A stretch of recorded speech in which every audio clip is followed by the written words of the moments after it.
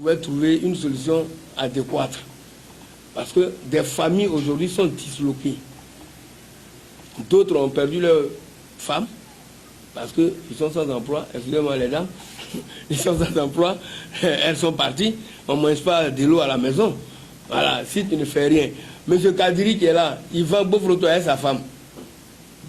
Il est quand même cadre à Global Manutention.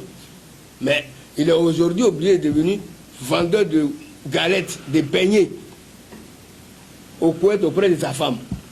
Sa femme grille, lui, il vend. Comme lui, il y a beaucoup qui viennent ici, qui sont sans activité, dont on veut chasser des maisons pour certains, et d'autres même sont déjà chassés. Des décisions en cascade. On est obligé de discuter avec certains propriétaires de maisons, mais jusqu'à quand? Non, patientez, ça va aller.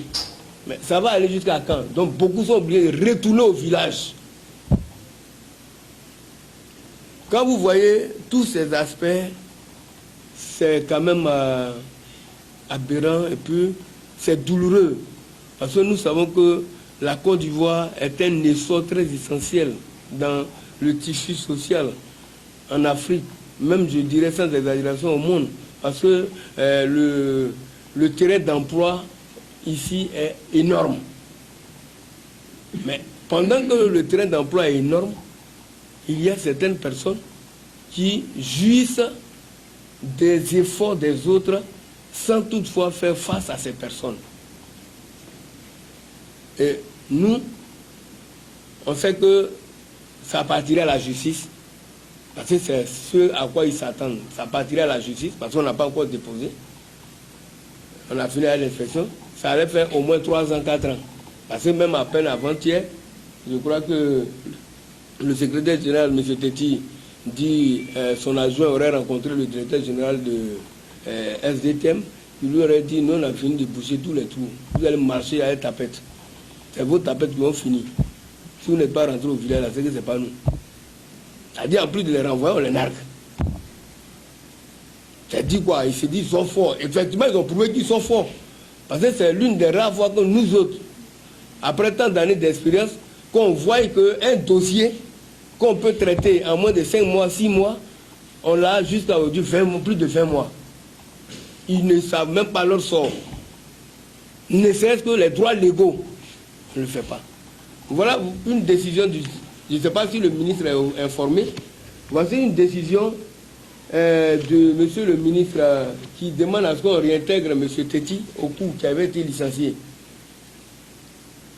Ils ont demandé qu'il soit réintégré. Malheureusement, ils ne l'ont pas réintégré.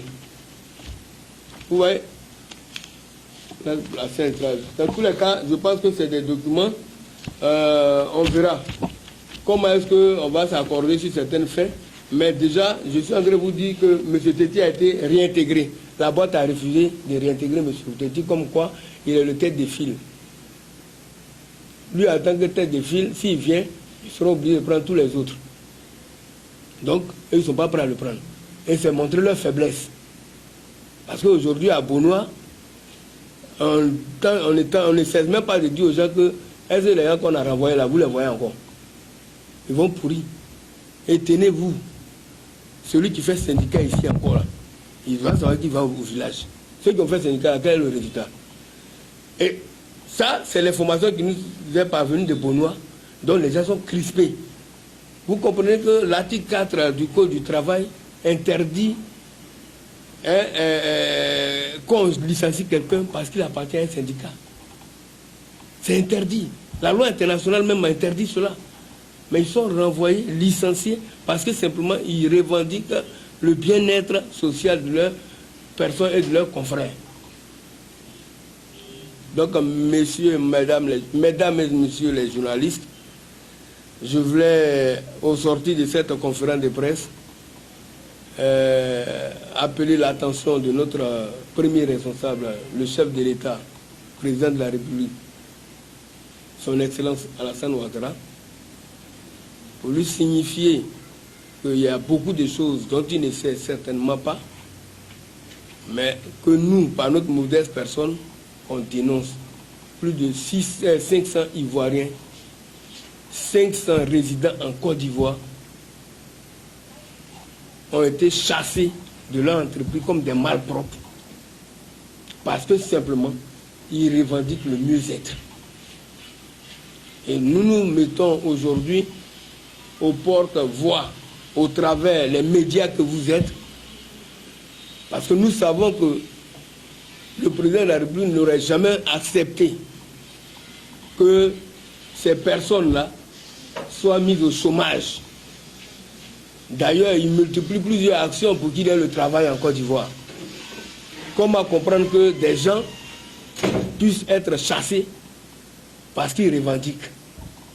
Mais en plus d'avoir été chassés, ça c'est un aspect, mais l'inspection du travail qui est bien outillée pour pouvoir réguler certaines situations, malheureusement, je ne sais pour quelle raison, ne joue pas le rôle pour lequel ces personnes ont été nommées. Donc, nous avons envoyé le courrier au ministre de l'Emploi et de la Protection sociale. On ne sait pas s'il a reçu ou pas, on n'a pas eu de suite. Je cite ces choses parce qu'on sait des personnes véreuses, parce qu'il le disait au niveau des SDTM global, vous pensez que Ezedine va savoir. Il ne va jamais savoir. Quand ça vient, ça se règle à notre niveau, on prend un bloc. On prend un bloc. Donc si déjà au niveau de Ezedine, Mohamed, cela est tel, ce n'est pas au niveau du chef de l'État. Lui n'a qu'une entreprise. Or, le chef de l'État, c'est toute une nation. Certainement, il y a certaines choses qu'il ne sait pas. Mais comme nous sommes à la basse classe, nous sommes en contact avec cette basse classe, on veut profiter de cette antenne pour vraiment lui signifier que, comme ceux-là, il y en a beaucoup.